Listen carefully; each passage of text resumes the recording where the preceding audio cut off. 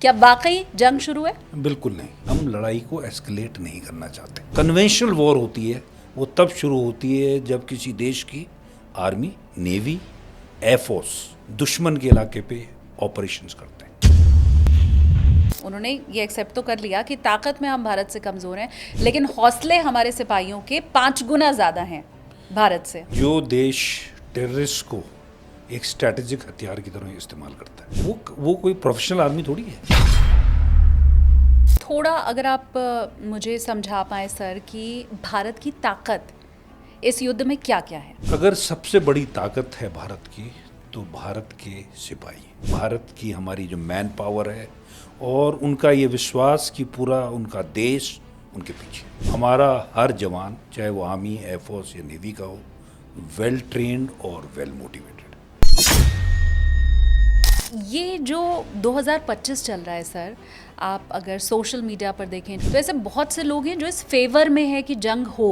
आज के ज़माने में वॉर में जाना किसी भी देश के लिए जायज़ नहीं है, फ़ायदा नहीं है। पर ये मैं फिर कहूँगा कि इंडियन गवर्नमेंट जो अभी तक बोल रही है कि हमने जो करना था हमने कर दिया है, हम इसको एस्केलेट करना नहीं चाहते। हाँ, पाकिस्तान की मर्जी है, अगर एस्केलेट करे तो उसका रिजल्ट भी उनको ही भुगतना पड़ेगा।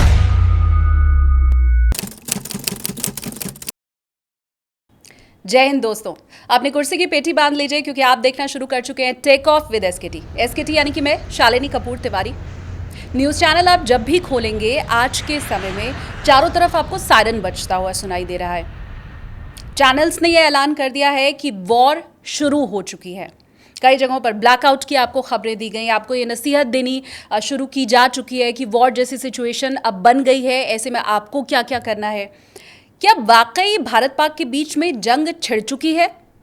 अगर छिड़ चुकी है तो सरकार की तरफ से इस बार उसका ऐलान अभी तक क्यों नहीं किया गया? क्या ये सिर्फ पैनिक क्रिएट करने की सिचुएशन बनाई जा रही है, पैनिक क्रिएट किया जा रहा है? और अगर जंग हो गई तो पाकिस्तान भारत के सामने कितनी देर तक टिका रह सकता है? इन्हीं सारी बातों के ऊपर आज ये पॉडकास्ट मैं कर रही हूँ। आपको पहले ही बता दूँ, ज़्यादा से ज़्यादा इस वीडियो को आप अपने फ्रेंड्स और बाकी लोगों तक, रिश्तेदारों तक शेयर ज़रूर कीजिएगा क्योंकि सही इन्फॉर्मेशन आपको इस पॉडकास्ट के ज़रिए आज मिलने वाली है। मेरे साथ जो मेहमान हैं वो बहुत ख़ास हैं। टेक ऑफ विद एसकेटी में हाल ही में आपने उन्हें देखा भी होगा। मेरे साथ है फॉर्मर डीजीएमओ और lieutenant general Anil Kumar Bhatt ji. Sir, बहुत स्वागत है आपका। Thank you. पहला सवाल तो यही सर कि वॉर स्टार्ट हो चुकी है, ये हमें बताया जा चुका है अलग अलग चैनल्स के ज़रिए, सोशल मीडिया पे बहुत सारी खबरें और बहुत सारी अफवाहें भी मैं कह सकती हूँ कि दिखाई दे रही हैं। क्या वाकई जंग शुरू है? बिल्कुल नहीं। सबसे पहले अगर कोई जंग शुरू हुई है तो वो सोशल मीडिया में है और उसमें दोनों देशों की सोशल मीडिया का कंपटीशन हो रहा है। देखिए, एक मैंने पिछली बार भी आपके पॉडकास्ट में कहा था, वॉर से शॉर्ट ऑफ वॉर आज के ज़माने में पिछले 10-15 साल में एक नई लड़ाई शुरू हुई है, ग्रे जोन वॉर। और वो उसी दिन शुरू हो गई थी जिस दिन पाकिस्तान ने हमारे पहलगांव में हमारे निहत्थे लोगों को मारा था। वो उनकी पहला एक्ट उनका उस ग्रे जोन की लड़ाई में था और निश्चय ही, जैसे मैंने आपको उस समय कहा था, इसकी सज़ा तो पाकिस्तान को देनी है और वो सज़ा दी गई। और 9 जगह जो हमने उनके टेररिस्ट कैंप्स थे उनके ऊपर अटैक किया और उन लोगों पे किया जो इन टेररिस्ट के आका थे, जहाँ पर ट्रेनिंग, जहाँ पर वहाँ की प्लानिंग, वहाँ की थॉट वहाँ से पैदा होती थी। पर हमारा मकसद, और पहली दिन के इन 9 कैंप्स के अटैक के बाद भारत ने ये भी अनाउंस किया कि हम ना पाकिस्तान के सिविलियन पे अटैक करेंगे, ना ही हम पाकिस्तान की मिलिट्री टारगेट पे हम अटैक कर रहे हैं। वो एक क्लियर इशारा था कि हम लड़ाई को एस्केलेट नहीं करना चाहते। ये एमई के स्टेटमेंट में हर एक जगह सरकार ने बोला, पर पाकिस्तान ने सोचा कि उनको भी कुछ करना चाहिए और उन्होंने ड्रोन और कुछ जगह मिसाइल से हमारे जितने एयरफील्ड हैं ऊपर, श्रीनगर से लेकर श्रीनगर, अवंतीपुर, जम्मू, नीचे भुज तक, नाल और भुज तक, उन सब एयरफील्ड में 15 जगह उन्होंने अटैक किया। वो मुझे गर्व है अपनी भारतीय सेना में कि एक भी अटैक सफल नहीं हुआ। सारे के सारे ड्रोन्स और मिसाइल्स को विफल कर दिया गया। और इसमें आर्मी, एयरफोर्स और नेवी, खासकर आर्मी और एयरफोर्स के कंबाइंड एक्ट्स के द्वारा और इफेक्टिव वेपन्स को यूज़ करके ये किया गया। यही नहीं, पाकिस्तान की HQ-9 की बैटरी जो उनके एयर डिफेंस को, लाहौर को दिखती थी, उसको भी डिस्ट्रॉय कर दिया गया।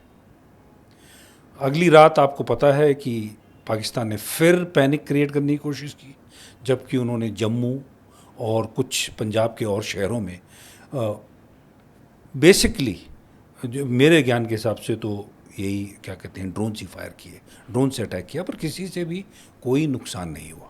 हमारी MEA की और हमारी मिलिट्री की ब्रीफिंग में ये होता है कि हम टारगेट, फोकस्ड टारगेट पे रेस्ट्रेन से फायर कर रहे हैं, हम इसको एस्केलेट नहीं करना चाहते। ये एक इशारा है पाकिस्तान को, क्योंकि अगर इस एस्केलेटरी लैडर में और ऊपर जाएंगे तो तब हो सकता है कि युद्ध हो, क्योंकि युद्ध में नुकसान तो दोनों तरफ को होगा, पर एक देश शायद ना रहे, और वो आपको पता है, वो तो पाकिस्तान ही होगा। तो आपने कहा युद्ध अभी शुरू नहीं हुआ है। क्या युद्ध जब शुरू होगा, मैं मान लूँ अगर वैसी सिचुएशन बनी, तो क्या गवर्नमेंट की तरफ से उसका अनाउंसमेंट किया जाएगा पहले? निश्चय ही अगर पूरी लैंड फोर्सेस और पूरा हम इसको एस्केलेट करते हैं वॉर पे, तो अपने लोगों को बताने के लिए तो निश्चय ही सरकार करेगी। पहले हो सकता है एक्ट करते हुए, प्लानिंग के टाइम पे सरप्राइज़ रखते हुए एकदम अनाउंस ना हो, पर हमको अपने लोगों को भी तैयार करना है। तो ये जो एक थोड़ा पैनिक फैलाया जा रहा है कि पानी रख लीजिए, राशन रख लीजिए, इससे कई मुश्किल दौर जो कि कोविड के दौरान आया था, हमारी गवर्नमेंट ने बहुत एफिशिएंटली हैंडल किया था। आपको पता होगा, किसी को खाने की कमी नहीं हुई, किसी को दवाई की कमी नहीं हुई, किसी को पानी की कमी नहीं हुई। अब तो खैर सवाल ही नहीं उठता है कि होगा, पर अभी उसकी ज़रूरत ही नहीं। अगर उसकी ज़रूरत होगी, जो ज़रूरत है वो सरकार बता रही है। जैसे नाइट ड्रिल्स करना, वो क्या कहते हैं, ये अगर एयर अटैक या कोई होता है उसके लिए ब्लैकआउट करना, और जो मॉक ड्रिल्स हो रही हैं, वो तैयारियां हो रही हैं। पर उन तैयारियों का मतलब नहीं है कि लड़ाई शुरू हो गई है। लड़ाई जब शुरू होगी, हम करेंगे, अपनी मर्जी से करेंगे, और समय और दिन को चुनेंगे। तो प्लीज़ ये सर की तरफ से बिल्कुल क्लियर बता दिया गया है कि वॉर अभी शुरू नहीं हुई है।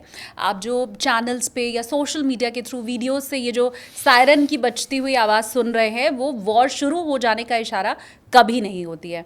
अब सर, सबसे बड़ी बात कि पाकिस्तान भारत के सामने कितने दिन वैसे टिक सकता है? देखिए, ये तो भारतीय फौज में जो आज एफिशिएंट जनरल्स, एयर मार्शल्स और एडमिरल्स कमांड कर रहे हैं, उन्होंने एक पुख्ता प्लान बनाया होगा कि कितने दिन में इसको ख़त्म करना है। मेरी इन्फॉर्मेशन थोड़ा कुछ साल पुरानी होगी, पर निश्चय ही कम ही समय में ये हो जाएगा, अगर ज़रूरत पड़ी तो। पर मुझे पूरा विश्वास है कि इसकी ज़रूरत नहीं पड़ेगी। पाकिस्तान को अभी भी मौका है डीएस्केलेट करने का, इसको यहाँ पर ख़त्म करने का, और उनके लिए यही बेहतर रहेगा।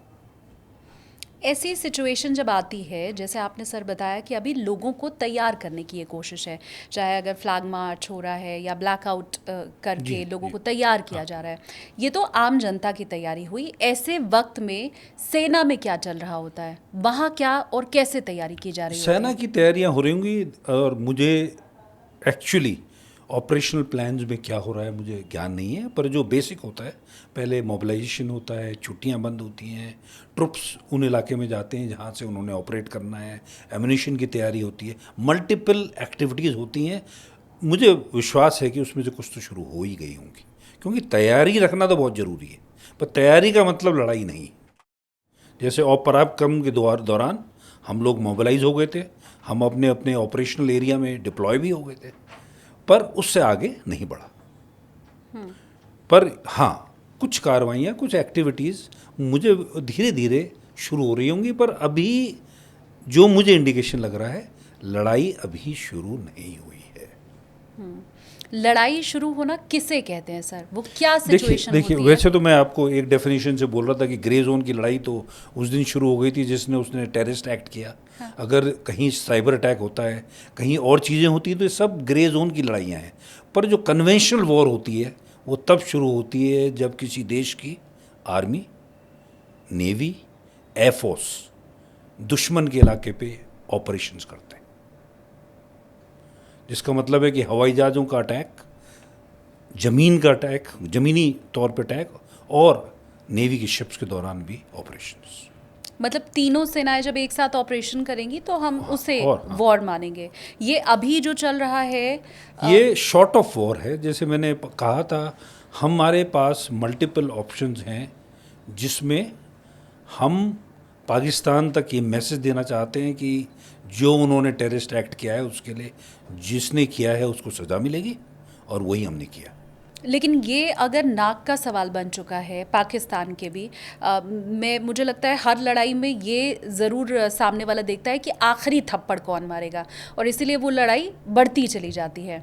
तो ऐसी स्थिति में तो फिर अगर पाकिस्तान नहीं रुक रहा है, जो हम देख भी रहे हैं, क्योंकि उसको दिखाना है अपने यहाँ के लोगों को कि जी हम नहीं पीछे हो गए थे, हमने पलटवार किया, तो ये क्या फिर सिचुएशन ऐसी ही बनती जा रही है कि उसको शांत कराने के लिए फिर बिल्कुल ही आक्रमण करना पड़ेगा?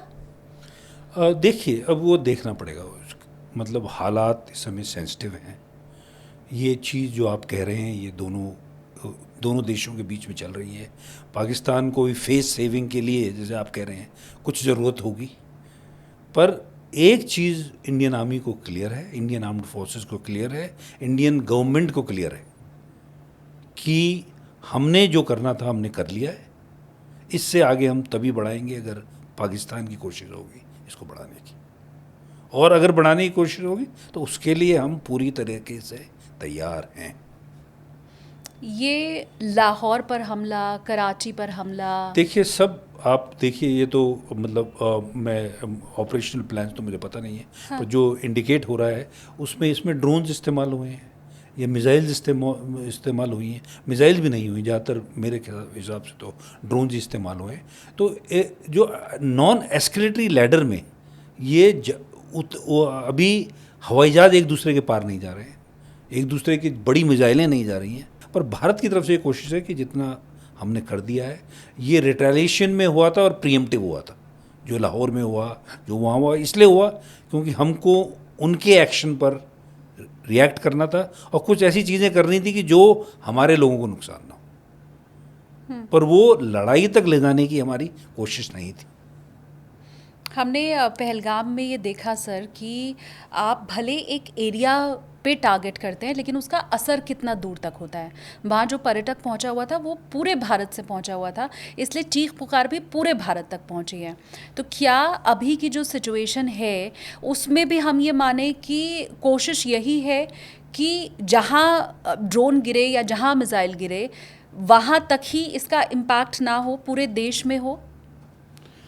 देखिए अभी तो जो बॉर्डर एरिया है और जो रीच है वो रेंज हथियारों के ऊपर होती है। ये ड्रोन्स को कहाँ तक डाला जा सकता है उसके ऊपर होती है। और वैसे भी जो पहले दिन जितने वो 15 जगहें जो पाकिस्तान ने कोशिश की पहले दूसरे दिन, वो सब वो थी जो हमारे फॉरवर्ड एयरफील्ड्स। क्योंकि सबसे पहले किसी भी लड़ाई में सबसे पहले हमारी एयरफोर्स ही जाएगी, उनके एयरपोर्ट्स को डिस्ट्रॉय करेगी, उनके एयर डिफेंस सिस्टम को करेगी, लड़ाई इसी तरीके से आगे बढ़ेगी। साथ में लैंड फोर्सेस का भी एक्शन होगा अगर लड़ाई होती है। तो उनका ये था कि भाई इनमें नुकसान कुछ हो पाए, एक दिखाने के लिए भी हो जाएगा कि हमने इंडिया के जितने एयर बेसेस हैं उनके ऊपर नुकसान किया, सरकारी उस पर नुकसान किया, वो अपने लोगों को दिखा। पर ये हमारी एयर डिफेंस जो कि आर्मी की और एयरफोर्स की है, उन्होंने एक्टिवली इसको नकारा किया, जो कि उनकी प्रोफेशनलिज्म और उनकी काबिलियत को जाहिर करता है। और साथ ही प्रीएम्पशन में लाहौर में उनकी एयर डिफेंस की एक बैटरी को भी डिस्ट्रॉय किया। अभी जो मैं समझ पा रही हूँ, जितना मैं देख पा रही हूँ सर, क्योंकि मेरे आसपास जितने भी लोग हैं उनमें कुछ इतने खौफ में भी हैं कि उन्हें लग रहा है आज रात हम सो तो रहे हैं, सुबह पता नहीं होगी कि नहीं होगी। तो ऐसी स्थिति में क्या कोई ख़ास जगह होती है जहाँ दुश्मन सबसे पहले अटैक करता है? मतलब दिल्ली में बैठा हुआ आदमी भी ये सोच रहा है कि पता नहीं कल हम अपनों से मिल पाएँ या ना मिल पाएँ। ग्वालियर में बैठा हुआ शख्स भी यही सोच रहा है, लखनऊ वाला भी यही सोच रहा है। मैं बहुत से ऐसे लोगों को सर जानती हूँ जिन्होंने अपनी गर्मी की छुट्टियाँ, ये जो वेकेशन प्लान किया था, अब उसे पूरा कैंसिल कर दिया है क्योंकि उन्हें लग रहा है कि उन्हें लिक्विडिटी की भी ज़रूरत होगी, पैसे भी पास में होने चाहिए, फिजूल खर्ची नहीं करनी है और देश तो बड़ी विपत्ति में है। तो क्या आप दिल्ली से लेके, ग्वालियर से लेके लखनऊ में बैठे या महाराष्ट्र में बैठे हर शख्स को ये भरोसा दिला सकते हैं कि सुबह हमारी होगी? देखिए, गवर्नमेंट के क्या प्लान्स हैं और इंडियन आर्म्ड फोर्सेस के क्या प्लान्स हैं वो तो मुझे मालूम नहीं है, पर मैं एक असेसमेंट कर सकता हूँ जो गवर्नमेंट स्टेटमेंट्स हैं उनके ऊपर। और हर एक गवर्नमेंट स्टेटमेंट में एक अंडरलाइंग फैक्टर है कि जो हमारी कार्रवाई है वो प्रीएम्प्टिव और नॉन एस्केलेटरी, मतलब हम इसको बढ़ाना नहीं चाहते। पर इसका मतलब ये नहीं है कि जब हालात ऐसे हुए हैं, जबकि ड्रोन्स और मिसाइल्स का फायर हुआ है पाकिस्तान की तरफ से, तो तैयार हमको वर्स्ट केस सिचुएशन के लिए रहना है। अभी वो सिचुएशन नहीं बनी है, पर मानसिक रूप से हमको उसकी, हर एक सिटीज़न को उसके लिए तैयार रहना चाहिए। थोड़ा अगर आप मुझे समझा पाएँ सर कि भारत की ताकत इस युद्ध में क्या क्या है? अगर सबसे बड़ी ताकत है भारत की तो भारत के सिपाही, भारत की हमारी जो मैन पावर है और उनका ये विश्वास कि पूरा उनका देश उनके पीछे, हमारा हर जवान, चाहे वो आर्मी, एयरफोर्स या नेवी का हो, वेल ट्रेंड और वेल मोटिवेटेड, ये सबसे बड़ी ताकत है। मैं असले की ताकत की बात नहीं करूँगा, मैं ये नहीं बात करूँगा कि हमारे पास कौन से हवाई जहाज़ हैं, कौन से टैंक्स हैं, वो तो अलग बात है, वो तो है ही। ये कौन सी हमारे पास शिप्स है या हमारे पास एयरक्राफ्ट कैरियर है। हमारी क्षमता जो है हार्डवेयर में तो है ही, पर हमारी सबसे बड़ी क्षमता है हमारे लड़ने वाले ऑफिसर्स, जवान, जो कि दुनिया में सबसे अच्छे हैं। पाकिस्तान भी ये कह रहा है, उनके रक्षा मंत्री का मैंने बयान सुना था, वो कह रहे हैं कि ताकत में तो हम भारत से कमज़ोर हैं। उन्होंने ये एक्सेप्ट तो कर लिया कि ताकत में हम भारत से कमज़ोर हैं, लेकिन हौसले हमारे सिपाहियों के 5 गुना ज़्यादा हैं भारत से। देखिए, जो देश टेररिस्ट को एक स्ट्रैटेजिक हथियार की तरह इस्तेमाल करता है, वो कोई प्रोफेशनल आर्मी थोड़ी है। प्रोफेशनल आर्मी का पहला हथियार क्या टेररिस्ट होते हैं? उन्होंने क्यों अपना हथियार, कौन सा हथियार इस्तेमाल करते हैं? टेररिस्ट। तो वो प्रोफेशनलिज्म में हमारे साथ अपने को कंपेयर ही नहीं कर सकते। हाँ, अगर वो शहीद बनना चाहते हैं तो हम उनकी मदद ज़रूर करेंगे। सर, मुझे आप ये भी समझाएं, मैं कहीं पढ़ रही थी कि भारत के पास जितने भी पाकिस्तान के पास जितने भी मिसाइल हैं, वो जो कम क्षमता वाले, मध्यम दूरी वाले और लॉन्ग डिस्टेंस वाले जो होते हैं, तो वो मैं पढ़ रही थी कि अगर वो कम दूरी वाले इस्तेमाल करेगा तो हमारे बॉर्डर एरियाज़ पे आएंगे, फिर उसके बाद ऐसे ऐसे करके पाकिस्तान ने ये पूरी तैयारी कर रखी है कि अलग अलग जगहों पर अटैक करने के लिए उनके पास मिसाइल कितने हो। हालांकि लॉन्ग डिस्टेंस वाले उनके पास बहुत कम है, मध्यम दूरी वाले थोड़े कम है, शॉर्ट वाले थोड़े ज़्यादा उन्होंने इकट्ठा किए हैं। लेकिन भारत की क्षमता मैंने देखा इससे बहुत ज़्यादा रही जब मैंने उसको पढ़ा। और उसको पढ़ के मुझे ये भी ज़रूर फ़ख्र हुआ सर कि हम हमेशा बोलते थे कि हमने अपना डिफेंस बजट इतना क्यों बढ़ा दिया है, क्या वजह है कि हम इतना खर्च कर रहे हैं डिफेंस के ऊपर, मेक इन इंडिया पर इतना क्यों जोर दिया जा रहा है। तो वो खबर पढ़ के, वो न्यूज़ देख के मुझे थोड़ा गर्व तो हुआ, पर अगर आप उसे और अच्छे से डिस्क्राइब करें तो आप देखिए, कहीं पाकिस्तान का पूरा जो एयर डिफेंस है काफ़ी इफ़ेक्टिव उन्होंने बनाया था अपने हिसाब से, और उनका एयर डिफेंस बना ही इंडिया को मद्देनज़र रखते हुए, इंडियन एयरफोर्स की कैपेबिलिटी को रखते हुए। और उसमें आप जैसे कह रहे हैं, छोटी रेंज, लंबी रेंज, हर किस्म के हथियार हैं। और साथ सबसे पहले तो रडार होता है ये देखने के लिए कि भाई हवाई जहाज़ कहाँ से आ रहा है।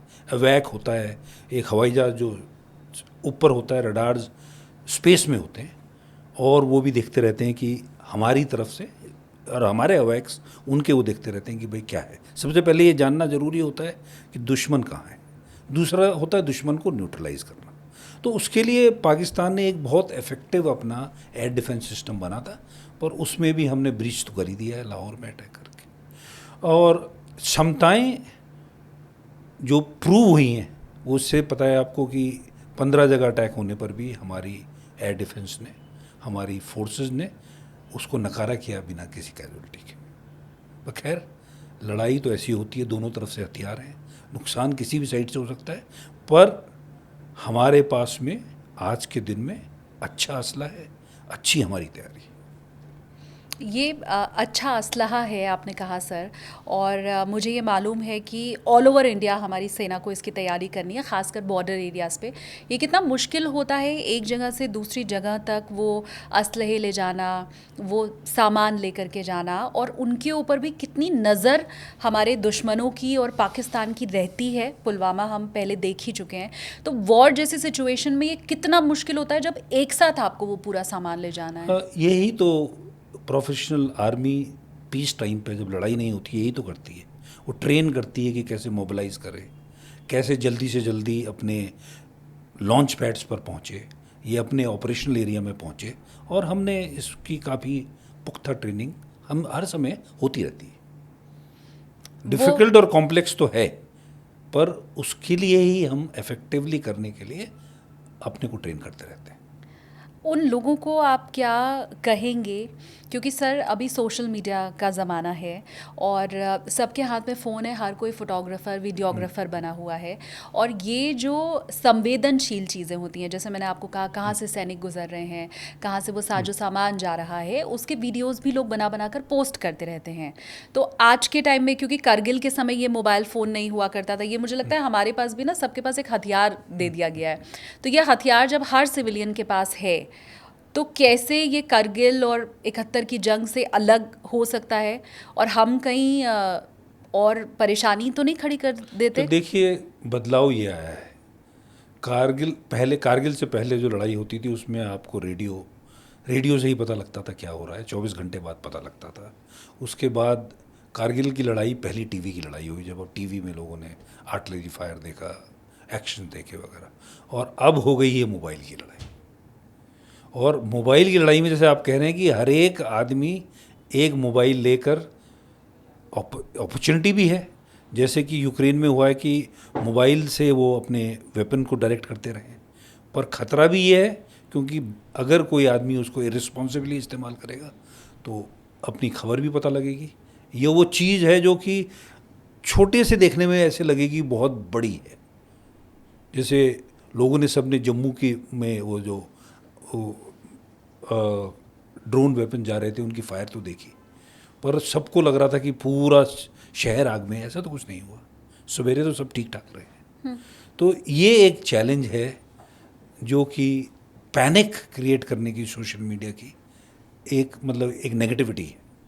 तो हर एक को एजुकेट करना और ये कहना कि एज ए रिस्पॉन्सिबल सिटीजन अगर आप अपने भारत के टैंक को या हवाई जहाज़ की फ़ोटो खींच के सोशल मीडिया में डाल रहे हैं तो आप देश के लिए भला नहीं कर रहे हैं।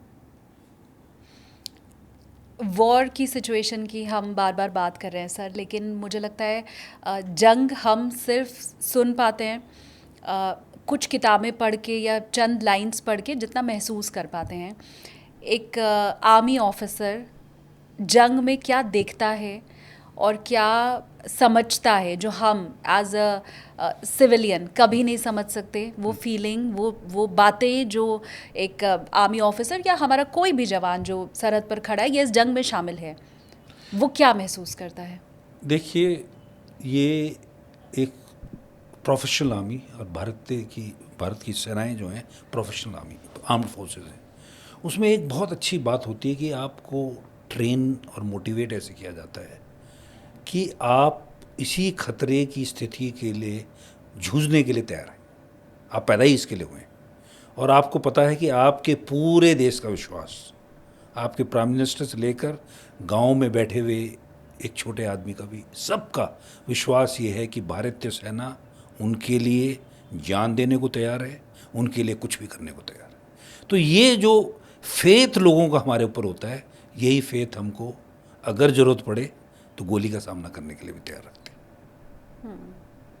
कोई आप अगर मुझे वाकया ऐसा बता पाएँ, हालांकि मैं हमेशा से ये सुनना या जानना चाहती हूँ कि जब सामने टेररिस्ट होता है तो वो क्या वाकया या मंज़र हो सकता है।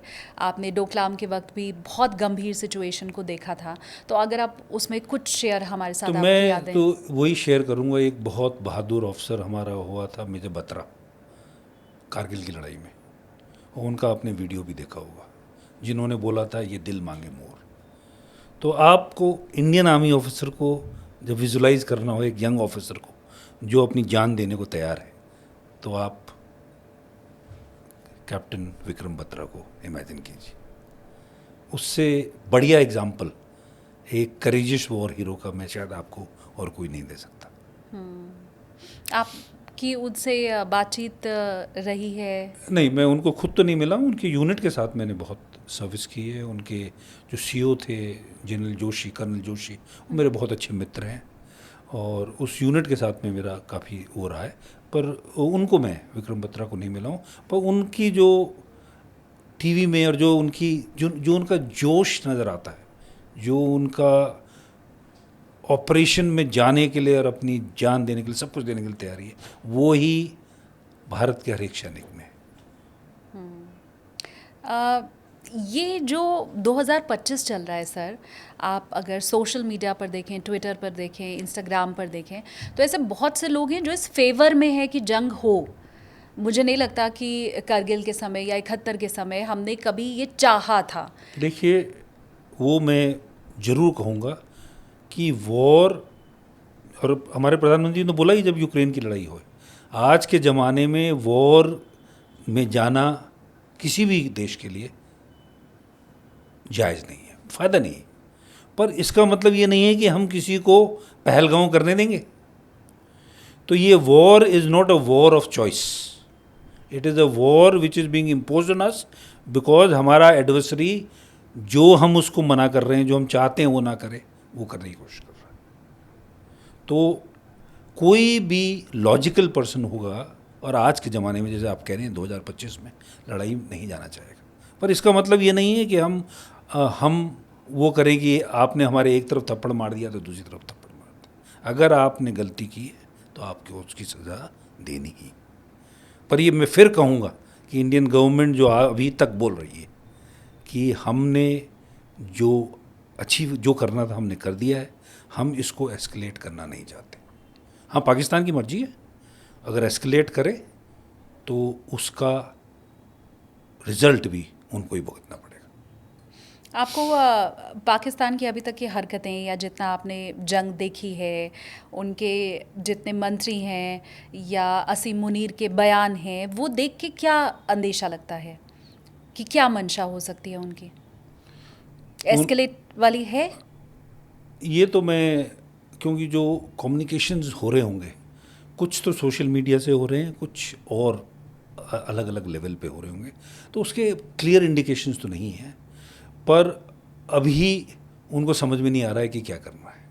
उनको पता है कि जो ये नया भारत है, ये आपको आपकी गलती, या अगर आप कोशिश करें हमारे लोगों को मारने की, आपको ऐसे ही छोड़ देंगे। और तभी आप देखिए कि 71 के बाद और कारगिल की लड़ाई के बाद में ये ऐसा एस्केलेशन हुआ है। उनको मैसेज पहले ही मिल जाना चाहिए था उड़ी और बालाकोट के बाद में, कि ऐसी कोशिश दोबारा ना करें। अगर उन्होंने गलती की है तो हमने उनके 9 कैंपों पे अटैक किया है, और आगे भी अगर गलती करेंगे तो उनको हम सज़ा देते रहेंगे। हमने जब प्रेस कॉन्फ्रेंस देखी सर ऑपरेशन सिंदूर के बाद, तो हमें उसमें ये बताया गया कि हमने 9 ठिकानों पर हमला किया है, लेकिन हमने चिन्हित 21 को किया था। और उसके बाद हमने MM नरवणे का वो ट्वीट देखा जिसमें वो कहते हैं पिक्चर अभी बाकी है। तो थोड़ा इसे समझाइए ना सर, पिक्चर अभी बाकी है। वो तो मेरे समझ में नहीं आया, मैंने देखा भी नहीं, तो मैं उसमें कमेंट नहीं कर सकता हूँ। पर जैसे ये आइडेंटिफाइड कैंप्स थे, और इन आइडेंटिफाइड कैंप्स के प्लान्स पहले से बने रहे होंगे, लेटेस्ट इसकी इंटेलिजेंस ली होगी। हाँ, ये तो हमको पता ही है कि पहले ही दिन, जिस दिन पहलगांव में एक्ट हुआ होगा, जो टेररिस्ट लीडर्स थे वो तो भाग गए होंगे। उन्होंने अपने रिश्तेदारों को जरूर छोड़ दिया, खुद तो वो कहीं छुप के भाग गए थे, वो उसके इंडिकेशन भी थे। पर इसका मतलब ये नहीं है कि हम हिट नहीं करेंगे और दोबारा हिट नहीं कर सकते। तो पिक्चर अभी बाकी है, ये आप मान रहे हैं? अभी के लिए हमने एस्केलेशन, जैसे मैं कह रहा हूँ, हम एस्केलेशन नहीं करना चाहेंगे, पर अगर ज़रूरत पड़ी तो ज़रूर करेंगे। ये कई बार आपने इस चीज़ को दोहरा दिया है, तो मैं ये समझ पा रही हूँ कि हाँ, हमारी शायद रणनीति भी ऐसी ही होगी। आपने कई बार इसे हमें समझाने की कोशिश की। सर मुझे ये भी बताइए कि इस बार का ऑपरेशन सिंदूर हमारे पिछले बार के एयर स्ट्राइक और सर्जिकल स्ट्राइक से कितना अलग है? मतलब उरी से, बालाकोट से इस बार का ऑपरेशन सिंदूर कितना अलग है? तो आप देखिए, पिछली बार एक जगह थी, एक अटैक हुआ था। इस बार 9 जगह हुआ। पिछली बार सिर्फ पीओके के एक एंड में हुई थी पाकिस्तान में, पर पीओके के एक कोने में हुआ था। इस बार कहाँ हुआ? पीओके में भी और पंजाब में भी। क्लियर इंडिकेशंस हैं कि हमने इसके लेवल को बढ़ाया है। और जो पंजाब, जहाँ हम जनरली टच नहीं करते थे, वहाँ भी हमने अटैक किया। ऑपरेशन सिंदूर को लेके एक और सवाल है मेरा सर कि हम टीवी पर इस वक्त देख रहे हैं कि ऑपरेशन सिंदूर 2.0 कहीं चल रहा है, कहीं ऑपरेशन सिंदूर राउंड 2 चलाया जा रहा है। तो क्या ऑपरेशन सिंदूर के आगे ये बढ़ा दिया गया है क्या? ये तो मीडिया के नंबर और वो दिए हुए हैं। ऑपरेशन सिंदूर अनाउंस हुआ, उसके बेसिस पे गवर्नमेंट ने अप्रूव किया होगा और मिलिट्री ने प्लान्स बनाए हुए हैं, और वो प्लान्स आगे जा रहे हैं। वो एक प्लान के हिसाब से उसको हर रात को एक ऑपरेशन 1, 2, 3 बोलना मेरे हिसाब से तो थोड़ा सा, मतलब ये मीडिया का वो है, सरकारी तौर पे नहीं है। सरकारी तौर पर ऑपरेशन सिंदूर शुरू हुआ। इसके अलावा सर अगर मैं ऑपरेशन विजय की बात करूं तो उससे ये कितना अलग है? हम समझ रहे हैं कि दोनों में लड़ाई के तरीक़े से लेके और बाकी चीज़ें सब अलग हैं, लेकिन ये अगर मैं प्लानिंग के लेवल पे और लड़ाई के लेवल पे, युद्ध के लेवल पे अंतर अगर समझूं तो देखिए, जैसे मैंने बोला, ये सारे एक्टिविटीज़ जो हैं ऑपरेशन शॉर्ट ऑफ वॉर है, मतलब लड़ाई से कम ऑपरेशंस हैं, अब वही हो रहे हैं। पर जब भी ये ऑपरेशन किए जाते हैं, तैयारी पूरी लड़ाई तक की करनी पड़ती है। क्योंकि आप अगर एक वो ले रहे हैं, एग्रेसिव प्रीएम्प्टिव एक्शन ले रहे हैं, तो आपको वर्स्ट केस के लिए तैयार तो होना है। तो वो उसके लिए तैयार पक्का होना है। पर ऑफ विजय तो एक पूरा ही हमने, हाँ, उसमें भी हमने एक अपने के लिए एक रेखा खींची थी कि हम सिर्फ एलसी में करेंगे, आईबी में नहीं करेंगे। और उसके बावजूद भी हमने बहुत सक्सेसफुली उसका ऑपरेशन किया था। पर आज के दिन में वो एलसी और आईबी का तो सवाल रह ही नहीं गया है। पाकिस्तान ने जब हमारे जो एयरफील्ड्स हैं वो पूरे कश्मीर से लेकर गुजरात तक अटैक किए हैं। पर अभी मैं फिर बोल रहा हूँ, वॉर शुरू नहीं हुई, ये वॉर के एक्शन नहीं है, ये ऑपरेशन शॉर्ट ऑफ वॉर है। हम जब ये देखते हैं सर कि गवर्नमेंट के साइड से हमारे बहुत से एयरपोर्ट्स को बंद कर दिया गया है, हमने आईपीएल को फ़िलहाल रद्द कर दिया है, इसके अलावा भी बहुत से एक्शंस गवर्नमेंट ले रही है जिन्हें हम कह सकते हैं एहतियात के तौर पर ही है। तो ये बहुत बड़े एक्शंस लिया जाना ऐसे वक्त में, क्या ये इंडिकेशन देता है कि संकेत बुरे हैं? देखिए, ये इंडिकेशन ये दे रहा है कि सिचुएशन फ्रजाइल है और हमको प्रिकॉशंस लेने, उससे ज़्यादा नहीं। उससे ज़्यादा ये कहना कि बिल्कुल लड़ाई की तैयारी हो रही है। पर हाँ, जैसे मैंने कहा, देश को वर्स्ट सिचुएशन के लिए भी तैयार होना है। तो कुछ कदम जो लिए जाते हैं, जैसे सिविल गवर्नमेंट तैयारी करती है, लोगों को ट्रेन करती है कि मॉक ड्रिल्स कैसे करनी है। ये तो एक एक्टिविटीज़ हैं जो मैंने 65 से पहले, 71 से पहले, तो पहले शुरू हो गई थी, युद्ध होने से पहले कहीं शुरू हो गई। पर ये सब प्रिकॉशनरी एक्टिविटीज़। ये आपने एयरफील्ड बंद कर दिए हैं नॉर्थ के, इसलिए बंद कर दिए हैं क्योंकि वो पाकिस्तान से बहुत नज़दीक है। एक रात में 15 जगह अटैक हुआ है। हम नहीं चाहते कि किसी प्रकार का नुकसान हो जाए, तो इसलिए उसको मिनिमाइज़ करने के लिए किया। ये नहीं है कि लड़ाई शुरू करने के लिए किया। एक सरकार के तौर पर अगर इतनी सारी तैयारियां उनकी तरफ से की जा रही हैं, तो एक नागरिक के तौर पर हमारी तरफ से फिर क्या तैयारियां या हमारी तरफ से क्या एहतियात बरती जानी ज़रूरी है? अपनी सेनाओं पर, भारत की आर्मी, नेवी और एयर फोर्स पर विश्वास रखिए, अपनी सरकार पर विश्वास रखिए, और सोशल मीडिया में अफवाहें ना फैलाएं। अफवाहें सोशल मीडिया पर ना फैलाएं। अफवाहें फैलाकर क्या डर फैलाने की कोशिश दुश्मन की तरफ से भी की जा सकती है? जी हाँ, ये तो एक लड़ाई का एक तरीका है इन्फो वॉर का, वो पक्का। वो तो पाकिस्तान में हज़ारों लोग कर रहे हैं अभी, झूठ फैला रहे हैं। और इसको हम कहते हैं इतने झूठ फैला दिए हैं कि एक फॉग ऑफ वॉर बन गया, आपको पता ही नहीं है सच क्या है झूठ क्या। और उसमें ये भी कोशिश होती है कि पैनिक क्रिएट किया जाए, डर का माहौल बनाया जाए, ऐसी चीज़ें किया जाए जो हो ही ना। तो ये कोशिशें तो इन्फो वॉर का हिस्सा है और हो ही रहा है। हम एक आम नागरिक के तौर पे कैसे स्क्रूटनी इन चीज़ों की कर सकते हैं? क्या उसके भी कुछ तो आप जैसे है सरकारी हैंडल्स हैं और सरकारी न्यूज़ देने के चैनल्स हैं, आप उनको सुनेंगे तो आपको फैक्ट्स ही पता लगेंगे। जो सचमुच हुआ है वही है, क्योंकि गवर्नमेंट अपने लोगों को सच ही बताएगी। हमें क्या अपनी तरफ से भी इस समय वीडियोस फॉरवर्ड करने या न्यूज़ फॉरवर्ड हाँ, तो करनी वही मैं क्या? कह रहा हूँ, आपने सोशल मीडिया के दुश्मन की इन्फो वॉर का टूल नहीं बनना है। नहीं तो आप उनका जरिया बन रहे हैं उनके मिस इन्फॉर्मेशन को फैलाने के लिए। तो वो आपने कोई भी मैसेज आपके पास आता है, जो कुछ आता है उसको मैच्योरिटी से हैंडल करना है। और अगर ऑथेंटिकेशन नहीं है तो अच्छा यही है कि उसको आगे फैलाए ना फैलाए। अगर 2025 में जंग होती है सर, तो उसका रूप क्या रहेगा? ये खासकर मैं इसलिए पूछ रही हूँ क्योंकि करगिल की जंग को तो हमने एक इलाके की जंग के तौर पे देखा है। 71 वाली जो जंग हुई थी उसमें से मैं मानती हूँ कि हमें से ज़्यादातर लोग तो देख ही नहीं पाए थे। आज की जो जनरेशन थी और जो बहुत पहले की है वो हमें शायद उतना बेहतर गाइड नहीं कर सकती। तो 71 के बाद ये जो अभी वाली अगर जंग शुरू होती है तो अभी वाला स्वरूप फिर क्या होगा?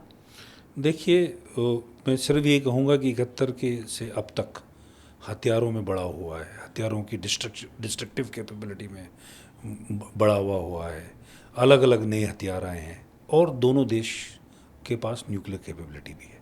तो मैं वो नहीं बोलना चाहूँगा कि इतना हो सकता है, ये हो सकता है, पर लड़ाइयाँ जो कि आज के दिन में प्रिसिजन वेपन्स हैं, जो कि एयरफोर्स की कैपेबिलिटी बहुत बढ़ चुकी है, जो कि हथियार जो हैं आर्टिलरी से लेकर और हथियार जो हैं उनका असला और ज़्यादा वो हो गया है, डिस्ट्रक्टिव हो गया है। और ड्रोन एक नई चीज़ आ गई है जो पहले तो थी नहीं। इन सब चीज़ों से वायलेंस लड़ाई का तो निश्चय ही बढ़ेगा, वो हमको क्लियरली पता होना चाहिए। पर जैसे मैंने कहा, हमारी कोशिश ये है कि हम उसको धीरे धीरे ही बढ़ाएंगे। हमारा मकसद जो था, हमने जो करना था वो कर लिया है। अब पाकिस्तान के ऊपर है कि वो आगे जाकर लड़ाई करना चाहता है या यहीं ख़त्म करना चाहता है। पहलगाम में जो टेररिस्ट थे जो घुसे थे, ये सवाल मैं पूछने के पहले थोड़ा मैं चाहती हूँ सर मैं बैकग्राउंड बता दूँ। मैं जब कानपुर पहुँची थी, पहलगाम में जो सबसे पहली गोली जिन्हें लगी थी, शुभम द्विवेदी, उनकी वाइफ का मैंने पॉडकास्ट किया और उन्होंने अब इस पॉडकास्ट में ये कहा कि वो चाहती हैं कि जिन्होंने उनके पति को मारा उन्हें मारा जाए। उन्होंने कहा कि सरकार जितने भी तरीक़े अपना रही है वो उनके स्तर के होंगे, मुझे तब संतुष्टि मिलेगी, या एक आम आदमी को शायद तभी संतुष्टि मिलती है कि जिसने मारा उसको मारा जाए। वो ज़रूर होगा, समय लगेगा, पर मैं आपको विश्वास दिलाता हूँ वो पक्का होगा। मैं उम्मीद करूंगी कि अगर ऐशन्या आपकी ये बात सुन रही हैं तो वो ज़रूर खुश होंगी। ऑपरेशन सिंदूर के बाद उन्होंने बहुत तारीफ़ की थी गवर्नमेंट की, इस फैसले की, इस एक्शन की। और आई एम श्योर कि आपने, क्योंकि पिछली बार भी सर श्योरिटी दी थी मेरे ही पॉडकास्ट में कि आप यकीन रखिए, ये 2 लाइन के साथ ही आपने कहा था, बहुत लंबा नहीं कहा था, लेकिन कहा है तो होगा, और वो हमने देखा।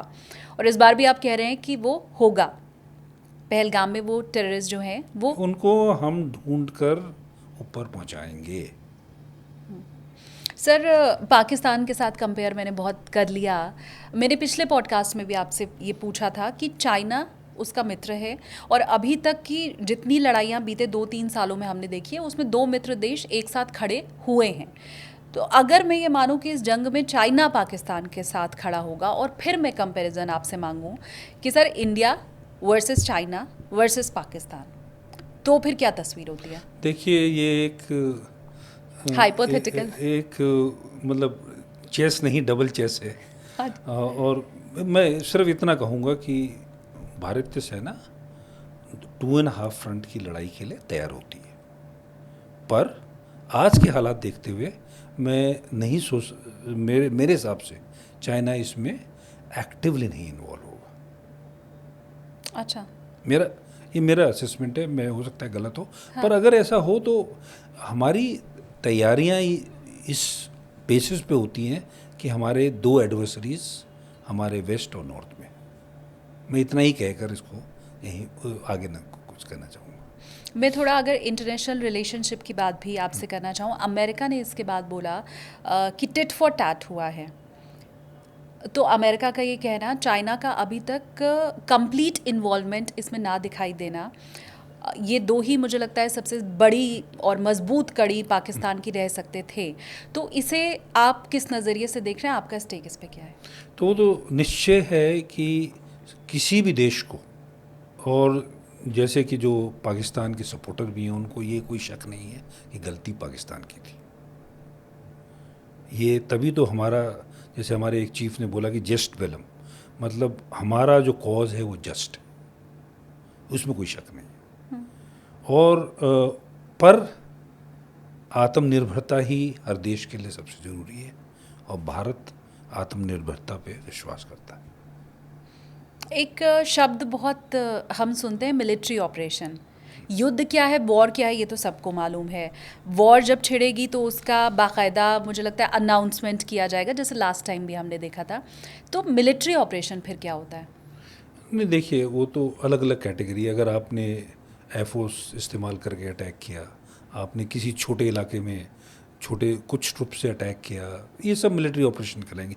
ये भी जो ड्रोन की लड़ाई हो रही है, ये भी तो मिलिट्री ऑपरेशन है, मतलब लोअर लेवल के हैं पर हैं मिलिट्री ऑपरेशन। ये आर्टिलरी फायर हो रहा है, वो भी जो भी जब भी मिलिट्री इस्तेमाल होती है तो उसको मिलिट्री ऑपरेशन आप कह सकते हैं सिंपल टर्म्स में। पर लड़ाई का मतलब होता है जब पूरे देश की क्षमता, आर्मी, नेवी, एयरफोर्स की और बाकी क्षमता भी पूरी अपने एडवर्सरी के साथ में फोकस होकर तैयार होकर लड़ती है।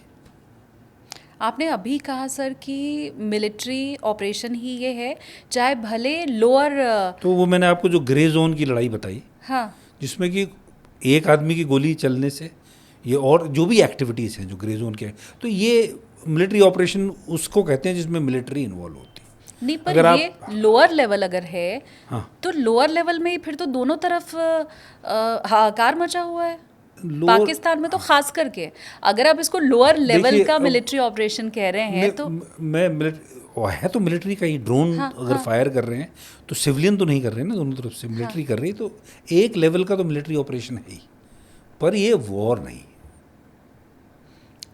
मैं ये ज़रूर आपसे पूछना चाहूँगी, क्योंकि पिछली बार भी जब हमारी बात हुई थी तो ऑपरेशन सिंदूर के पहले हुई थी। जितना हमने खोया उसे वापस भले न किया जा सके पहलगाम के बाद, लेकिन इससे कम पर तो संतुष्टि नहीं होनी थी।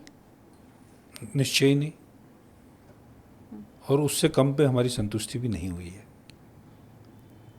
और सबसे ज़्यादा ज़रूरी है कि हमारा एम है कि जिन्होंने करवाया है उनको सज़ा देने की, वो सज़ा दी और आगे भी देते रहेंगे।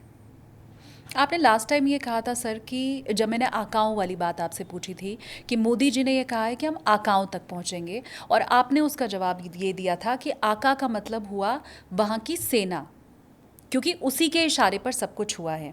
ये जो नुकसान भारत ने पाकिस्तान को पहुंचाया है, ये क्या सिर्फ आतंकियों तक का नुकसान है, या मैं ये मानूं कि इसमें पाकिस्तान आर्मी, वहाँ के जवान, उनके ऊपर भी ये अटैक है? नहीं, पहले अटैक तो जो गवर्नमेंट ने भी अनाउंसमेंट की थी कि पहले दिन जो सारे कैंप्स अटैक किए थे उसमें कोई मिलिट्री टारगेट नहीं था, पर दूसरे दिन जो प्रीएम्प्टिव स्ट्राइक हुई हैं, प्रीएम्प्टिव एक्शंस हुए हैं, जब इन्होंने हमारे 15 एयरफील्ड्स को अटैक किया है, उस समय तो सरकारी टारगेट्स भी हुए हैं अटैक, मतलब मिलिट्री टारगेट्स भी अटैक हुए हैं। अब उनमें कितनी कैजुअलिटी हुई हैं, क्या फिगर्स हैं, वो अभी आने में थोड़ा समय लगेगा, पर ये पक्का पता है कि एक एयर डिफेंस की जो बैटरी थी वो बर्बाद हुई। पाकिस्तानियों को भी संदेश में चाहूँगी आप ज़रूर दें सर। कम से कम मैं तो यही मान रही हूँ कि वो देश जो खुद टेररिस्ट से परेशान है, जो खुद उसका गवाह बन चुका है, वहाँ के टेररिस्ट को मार के, तो फिर हमने उनकी मदद ही की है ना।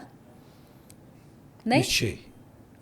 निश्चय ही पाकिस्तान को यही समझना है कि अगर वो एक वेल बिहेव्ड डेमोक्रेसी होंगे, वो अपने पड़ोसी के घर में आग लगाने की कोशिश नहीं करेंगे तो वो ज़्यादा खुश रहेंगे।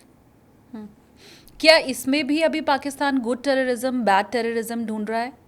देखिए, एक वेस्टर्न एक्सपर्ट है जिसने किताब लिखी है पाकिस्तान आर्मी के ऊपर, और उन्होंने एक इंटरव्यू में कहा कि ये Pakistan army is not a professional army, it is a insurgent army. ये एक आर्मी है जो कि टेररिस्ट को अपने हथियार की तरह इस्तेमाल करती है, जो कि कोई प्रोफेशनल आर्मी नहीं करती। तो इनका तो लेवल ही अलग है। इनका लेवल अलग है पे ही मैं ये समझना चाहती हूँ कि आपने इसके पहले एक रेखा की बात की थी, लक्ष्मण रेखा, जो हमारी तरफ से तो हमेशा खींची गई है। हमने हमेशा सिर्फ टेररिस्ट कैंप पे ही अटैक किया, सिविलियंस के ऊपर कभी नहीं किया है। लेकिन पाकिस्तान का ये कभी अंदाज रहा ही नहीं है। तो क्या जो बॉर्डर एरियाज़ में रहने वाले लोग हैं, या अगर हम प्लान कर रहे हैं उधर जाने का, तो सचेत रहने की ज़रूरत है? क्योंकि देखिए, उसका कोई दीन ईमान है नहीं हमारे दुश्मन का। तो देखिए, हमने जो अभी करना था वो कर लिया है, पर अगर पाकिस्तान बढ़ाएगा तो उसको हम और आगे बढ़ाएंगे, और उसको कहाँ तक बढ़ाते हैं वो देखते हैं कैसे स्थिति होती है। अब ये कहना कि आज हम वहाँ उधर चले जाएंगे, मेरी तरफ से गलत होगा, पर हाँ, ज़रूरत पड़ेगी तो निश्चय ही। हमने कितनी % ताकत का अभी इस्तेमाल किया है या पाकिस्तान को अपनी ताकत दिखाई है? बहुत कम। बहुत शॉर्ट में बताया सर आपने। कि थोड़ा मुझे आप डिस्क्राइब करें कि क्योंकि हमने राफेल का इस्तेमाल किया। अब पड़ोसी तो यही कहता है कि आपकी तो सबसे जो बड़ी ताकत है वो तो राफेल ही है, और वो मतलब ये हमने ट्रेलर दिखाया है। ये तो मैं आपको विश्वास दे सकता हूँ कि अभी तो बहुत कम ताकत का इस्तेमाल हुआ। मैं एग्जैक्ट, क्योंकि लास्ट टाइम मैंने आपको एक डेटा दिखाया था जो अमूमन मीडिया में सर्कुलेट होता है कि 7 दिन ही टिक पाएगा पाकिस्तान, वो मैंने आपको डेटा बताया था। लेकिन ये दिन के कैलकुलेशन अगर मैं आपसे समझना चाहूँ तो वो दिन, मैं इस दिनों में नहीं जा रहा हूँ, क्योंकि ये कैलकुलेशंस आज की क्षमता जानने पे होते हैं। इस क्षमता में घटना या बढ़ना भी हो सकता है लड़ाई के बीच में, तो इसीलिए मैं एक इस फिगर्स के उसमें नहीं जा रहा हूँ, कमिट नहीं कर रहा हूँ। क्योंकि अगर आप वैसे कमिट करेंगे तो यूक्रेन और रशिया के बीच में तो इतना लार्ज गैप था जब शुरू हुआ था, पर धीरे धीरे वो सब कुछ बदलाव आ गया। तो ये फिगर्स जो हैं ये कंप्लीट फिगर नहीं देते हैं। तभी मैंने आपको बताया सबसे बड़ी ताकत हमारा असला हथियार नहीं, हमारे सैनिक है, हमारी मोटिवेशन है, हमारी लड़ने की क्षमता है, क्योंकि हम सही कॉज के लिए लड़ रहे हैं। वो तो है ही, असला होना ज़रूरी है। सब टैंक से लेकर, हवाई जहाज से लेकर, शिप से लेकर, सबमरीन से लेकर, आर्टिलरी गन से लेकर, वो सब चीज़ें, मतलब मैं पूरी लिस्ट आउट नहीं करना चाहता, सब कुछ है। पर सबसे बड़ी ताकत हमारी क्या है? उन हथियारों को चलाने वाले हमारे वीर। मैं एक हमारे फॉर्मर ऑफिसर हैं उनका इंस्टाग्राम पे पोस्ट पढ़ रही थी। हालांकि मुझे लगता है मेरी इस बात से या उनकी इस बात से हमारे बहुत से व्यूअर इत्तेफाक नहीं रखेंगे। मैंने एक ट्वीट किया सर जिसमें मैंने लिखा कि युद्ध विकल्प नहीं होता है। आप जहाँ शांति की अपील ऐसे समय में करना शुरू करते हैं ना, तो बहुत से लोग ही आपके ऊपर अटैक करते हैं। उन्होंने बड़ा खूबसूरत लिखा है इंस्टाग्राम पे कि ऑपरेशन सिंदूर तो हो गया, लेकिन उसे करने वाले भी किसी की मांग का सिंदूर हैं। वो यही कहना चाह रहे हैं कि युद्ध जब होगा तो तब भी मांग का सिंदूर मिटता है। इन दोनों के बीच का डिफरेंस मैं चाहती हूँ कि आप समझाएं व्यूवर्स को, क्योंकि कई लोग वही बात कह रहे हैं जो अभी आपने भी कही सर, कि हम खामोश थोड़ी बैठ जाएंगे। इसका मतलब ये थोड़ी कि हम चुप हो जाएंगे, किसी ने एक गाल पे थप्पड़ मारा तो दूसरा गाल उसके आगे बढ़ा दें। तो इन दोनों चीज़ों का डिफरेंस जो है मैं चाहती हूँ आप वो समझाएं हमें। तो देखिए, तो मैं शुरू से यही बोल रहा हूँ कि हमने जो भी ऑप्शंस एक्सरसाइज किए अभी तक वो लड़ाई से थोड़ा नीचे, क्योंकि हम चाहते हैं कि उसी में ये निपट जाए। पर अगर ज़रूरत पड़ी देश के लिए लड़ाई भी जाना पड़े, लड़ाई भी करना पड़े, तो गवर्नमेंट और सेना पूरी तैयार है। इकोनॉमी वाइज अगर मैं समझना चाहूँ तो पाकिस्तान देखिए में वो नुकसान फ़ायदे, तभी तो मैं कह रहा हूँ कि इसलिए प्रिफर्ड ऑप्शन ये होता है कि आप वॉर ना जाए। और जैसे मैंने पिछली बार भी बोला था, जैसे वाजपेयी जी ने बोला था, लड़ाई शुरू करना तो आसान है, उसको ख़त्म करना बहुत मुश्किल है। और इसलिए अगर हम अपना एम बिना लड़ाई के अचीव कर लेंगे तो हम वही ज़्यादा बेटर होगा। पर इसका मतलब ये नहीं है कि हम उसके लिए तैयार नहीं, निश्चय ही तैयार है। भारत के लिए बिना लड़ाई के अपने एम को अचीव कर लेना कितना आसान या कितना मुश्किल है? ये इसमें सिर्फ भारत नहीं, एडवर्सरी के रिस्पॉन्स से भी फ़र्क पड़ता है। और पर हम हर लिमिट तक जाने के लिए तैयार हैं। सर, सोशल मीडिया के ऊपर इस वक्त हम देख रहे हैं कि लोग कह रहे हैं कि यही सही समय है, पीओके भी ले लो। तो डू यू थिंक सो कि ये हो सकता है या किया जाना चाहिए, कोशिश होनी चाहिए?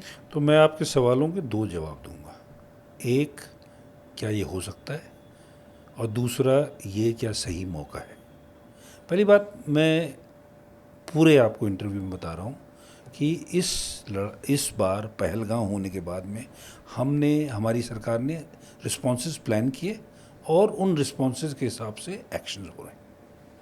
और उसमें अभी तक जो जाहिर हो रहा है, हमारी चॉइस नहीं है।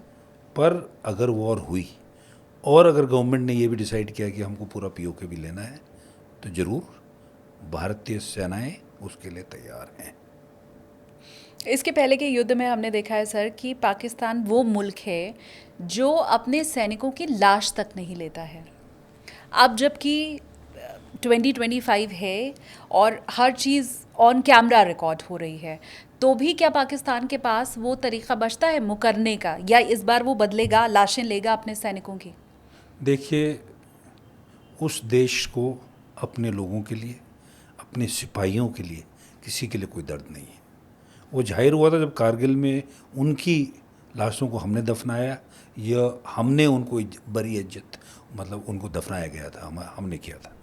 और पर दूसरी तरफ आप ये देखिए कि अगर टेररिस्ट मरते हैं तो टेररिस्ट की साथ में कौन खड़े थे? पाकिस्तानी ऑफिसर भी खड़े थे। तो उनको अपने सैनिकों से प्रेम नहीं है, पर इन टेररिस्ट से ज़रूर प्रेम है।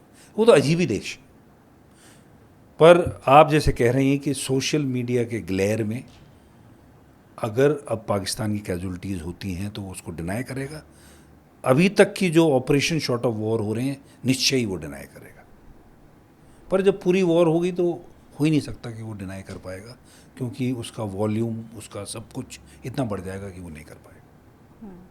सर, ये आपका कैमरा है, मैं चाहती हूँ आप कैमरे की ओर देखते हुए, एक ये लास्ट मेरा सवाल है, हम लैंडिंग की ओर अब आगे बढ़ रहे हैं, कि हमारे देश के जो नागरिक हैं, जो आपको सुन रहे हैं, आम लोग, उनसे आप इस सिचुएशन में क्या अपील करेंगे? जैसा कि मैंने अभी तक कहा है, देश की सेना की काबिलियत देश के ऊपर है, देश के लोगों के ऊपर है।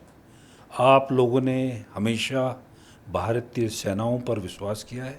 मैं सेनाओं इसलिए इस्तेमाल कर रहा हूँ कि आर्मी, नेवी, एयरफोर्स, और हमें आपने हमारे पर विश्वास किया है, उसको हमने कश्मीर में निभाया है, लड़ाइयों में निभाया है, और आगे ज़रूरत पड़ी तो निभाएंगे। Thank you so much sir, आपने इतना टाइम निकाला। और मैं व्यूअर्स को बताऊं कि आपने अभी 2-3 एपिसोड पहले ही सर का पॉडकास्ट देखा है, और बहुत शॉर्ट नोटिस पे आपको ये समझाने कि क्या वॉर शुरू हो चुकी है, वॉर की सिचुएशन में क्या होता है, सर यहाँ आए। Thank you so much sir. Thank you.